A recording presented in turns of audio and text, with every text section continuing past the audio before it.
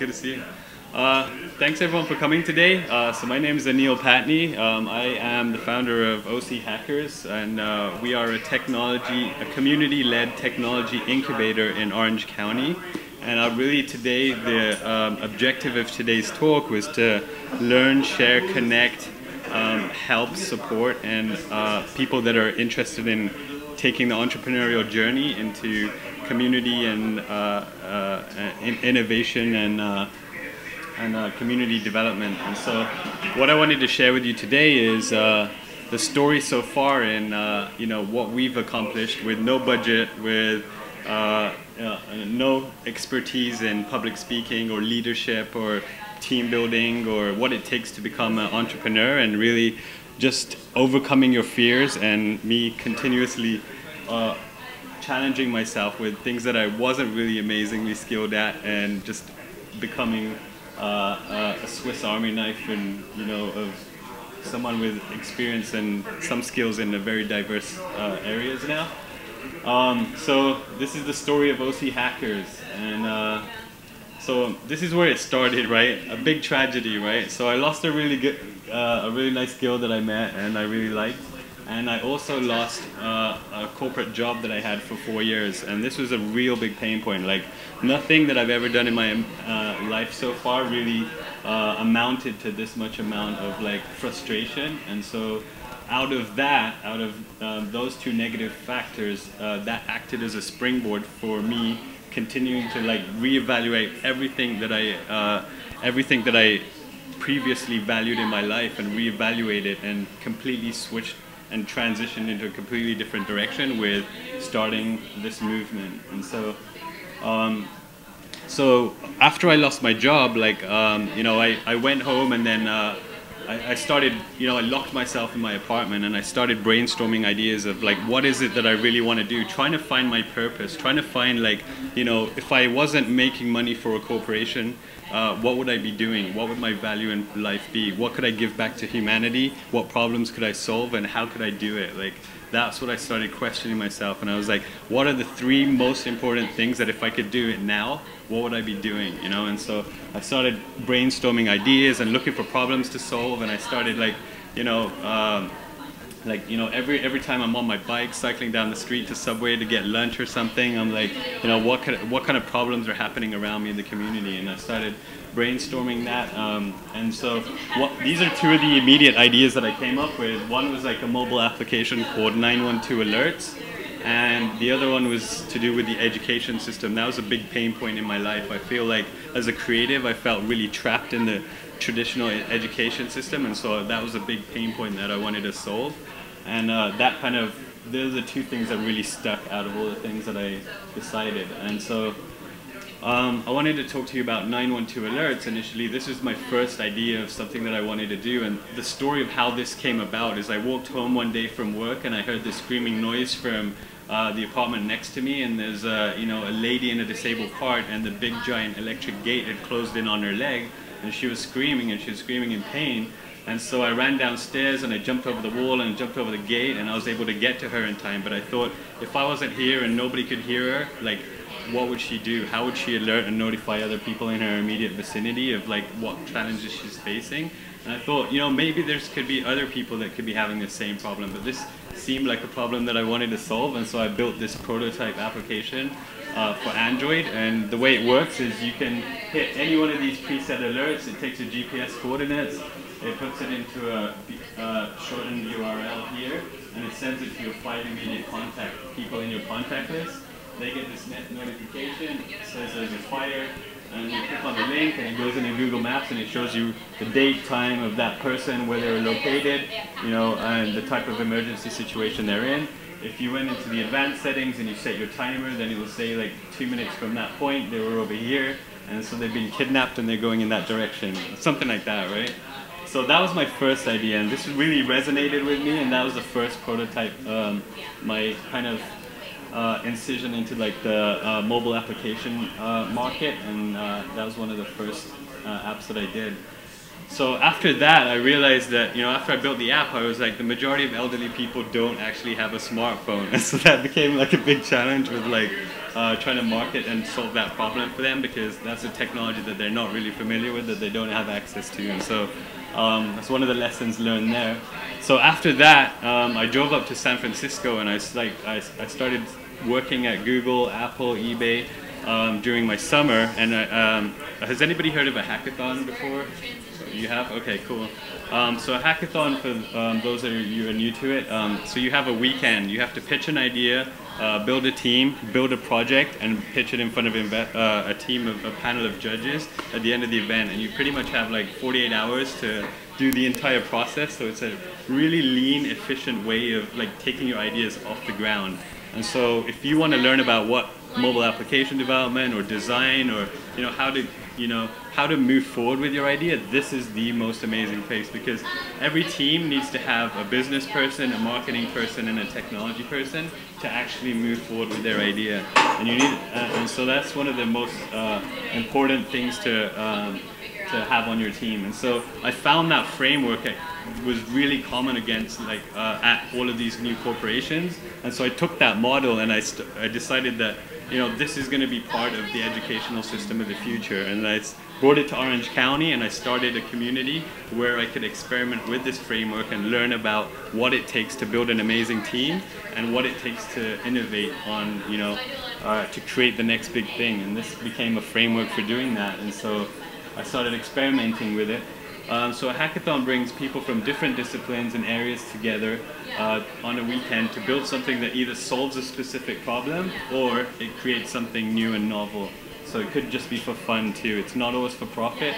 A lot of times it's just to raise the bar, to push technology to the next level and experiment.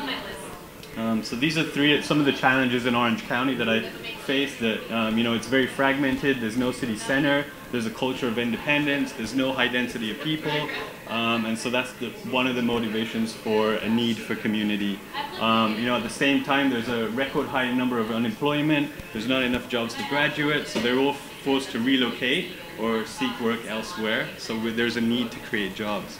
And there's a gaps between students' level of skills and positions at professional firms, so there's a need for workshops. So these became all motivations for things that I'd like to incorporate into the community, and so I started investigating into what that might take. So after that, I took a leap of faith. I kind of just dropped all my fears and expectations of what the world thinks of me or what this is about, and I focused on really just making a difference. And every single time, I learned something about my presentation or things that didn't work and things that did work, and I started just refining it. But each time, once a month, we'd meet up and we'd go over this process again and again. And it gave me a chance to personally develop myself, to understand what I needed to do to evolve what I was trying to accomplish. And so, I started the OCHackerz movement. It's started 4 years ago. We're now actually over 740 people. We've done 110 events. We've got designers, coders, engineers, makers, just a huge skew of different skill sets. We've got big data scientists. We've got embedded systems, hardware developers. We've got, and as I started building this community, and each person that joined, I started paying attention to what their interests are, what their background is, and I just learned so much about all these diverse skills that I never even imagined. Of the 110 events, one of them that we did was the Google Glass event, where we gave a talk about Google Glass's new revolutionary hardware, and what kind of opportunities are going to be in the future like that. And so that's one of the events we did. Another talk that we did is about IPv6 home automation. So creating mesh networks using LEDs, and how we managed to do that and the new opportunities in the future. For Thanksgiving, we tried to re-theme it, and we called it Hacksgiving, and we did a hackathon in the local community there, focused around the concept of Thanksgiving. And so we ended up building this website called Mealmobiles, and people can donate money, and every dollar that gets donated goes towards purchasing a meal for underprivileged youth or homeless people. Following that, I started connecting with all the institutions and tried to connect with all the departments that are focused around entrepreneurship, innovation, and technology, and integrating students into the community that I've built. That's one of the things we did. So the OC Mini Maker Fair, right? So Make Magazine does this huge maker fair each year. We've been doing it for 4 years. This will be our 4th one this year in Orange County. And it's a huge event where we invite industry and educators to come and showcase what they're building, what kind of projects are revolutionary with like Arduino, robotics, CNC milling, like 3D printing.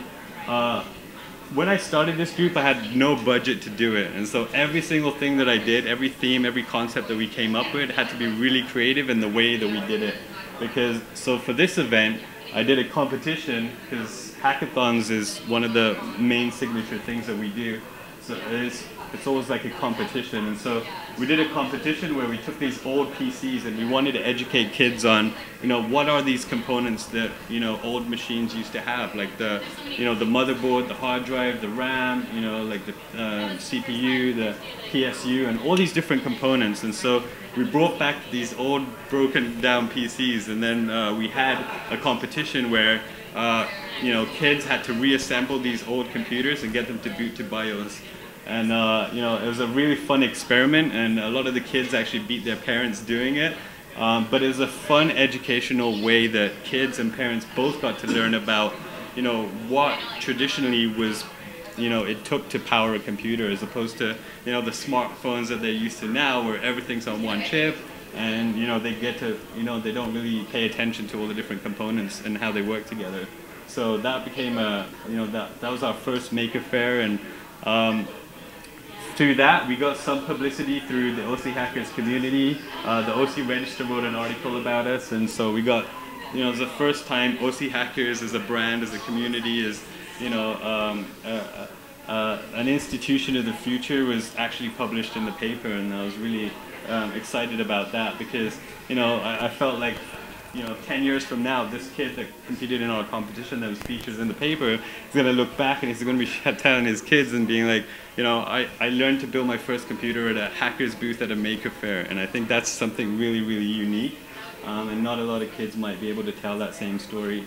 So in 2013, we did the maker fair again, and this year, and that year, I decided to split it up into 2 events. And on one side, I printed out all these paper airplanes of different skills. Like, this is really difficult, and these ones are really easy. And you have to fold them in different ways to make different airplanes. And on the other side is like a Lego building competition. So one of my friends who built the first flying car up in LA, he built a prototype that he's still working on, and it should be flying in the next year or so. But so we did a junior version of that for kids, where they get to build their own version of what a futuristic car that could fly, would look like. And so at the end of the event, we ran a competition where all the kids that built planes, this strip of grass right here, we just did an airplane flying competition. So they just like threw it out there, and then whichever one got the furthest distance ended up winning a robotics kit. These are like some of the projects that the kids built. They actually built like over 50 projects, so like I'd say that was a huge success for them. And we actually ended up having to take some of the Lego bits apart because we didn't have enough pieces for like the rest of the kids to continue working on new projects. But there was a lot of excitement and enthusiasm for wanting to learn about this. And so this is the winner of like the competition here. Sorry about that. So then we reached out to the institutions, we reached out to students, and then we did this event called Hack UCI. We took all these students from UCI and we did a hackathon for students, and it was a huge success. There's over like 200 students at the event, like close to 250 maybe, but they were doing all kinds of amazingly revolutionary things in the technology space. This is an app. There's a civic hackathon in LA last year. I ended up winning that competition building this application. It's called Volunteer Match, and it connects volunteers with nonprofits. So it's a matchmaking application, and it connects them through SMS messaging. And so that was a cool, fun weekend project that we built, and ended up winning like $3,000. So that was pretty cool. So this is this is the first Orange County hackathon that I did that was focused around hardware, and this really put us on the map because the goal of this community was to innovate, to create the next big thing, and as an experiment, could we surpass the current education system? And after this event, I think that we have subsequent evidence to prove that we could. And so this was a competition that I did at the beginning where each team, it's a team building exercise. Every team gets a piece of pasta, a marshmallow, an arm's length of string and duct tape, and they have to build these architectures. And whoever can raise the marshmallow the highest distance through building an architecture and ended up winning the competition. So that was the students, and through this experiment, I learned that a lot of the younger students actually did better than a lot of the older people, because the older people are, concerned about, planning and trying to figure out ahead of time, what this perfect architecture would look like. And as soon as they put the marshmallow on there, everything collapsed. Whereas the kids in the younger generation were kind of a build by doing process, and everything that they did was stable and structured and tested and validated as they were doing it. And that was a completely different methodology that really proved to be successful for them. So after that event, I introduced this technology, which is, the Arduino is a really common board all around the world, but this is innovative technology that made by a company called Earth LCD, and we took this touchscreen LCD shield and we mounted it onto an Arduino board, and then so that basically became an innovation in itself, because there was nowhere else in the world at that time when you could purchase, or when you could have access to something like this with the library and the tools and all the functionality that this allows. And so that in itself was an innovation, and so all of these projects then became an innovation that surpassed the current education system, because there's nowhere in any education system, in any industry, where you could get access to these particular projects that we built in a weekend at this event. And so that was kind of revolutionary. And I just want to highlight, this was a coffee machine scale. These were a 3D printed smartwatch that people built with the software, and this one tells the time in binary. I built this access control panel with two 11-year-old kids. And this is an access control panel for commercial buildings, and you'll be able to put your ID number and your PIN number in there, and it will give you access to the building, and it will know where your desk is through your user profile, and it will light up the the desk in your office, and it will also set the temperature for your desk, and it will be the automation of commercial buildings project. And so that was really exciting and revolutionary for us. These are examples of the sponsorships and partnerships that I got to put on that event and participate. So that was a skill that I attained by doing that. Through that, I used my marketing and PR skills to get our group into the front page of the OC Register.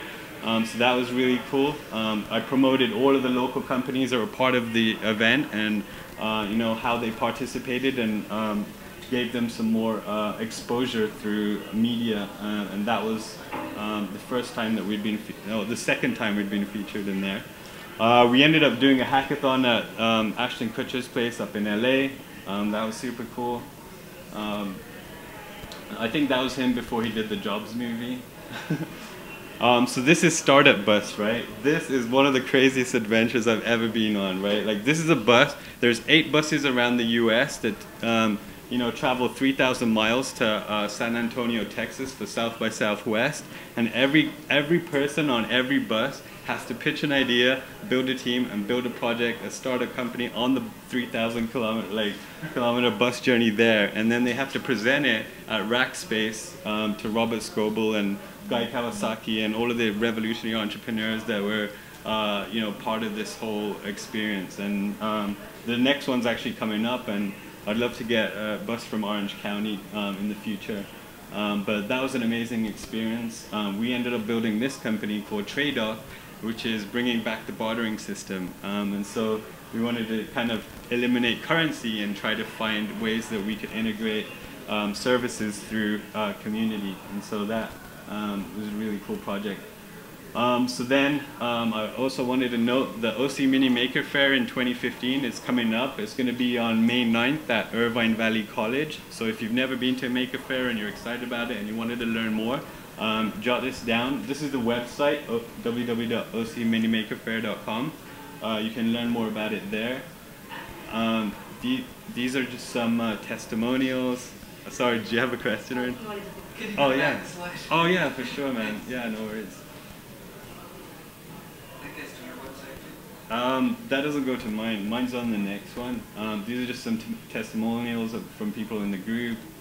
This is my personal contact info, so if you want to reach me or you want some information or whatever you need, let me know. And yeah, I think that's it. So if you have any questions, let me know.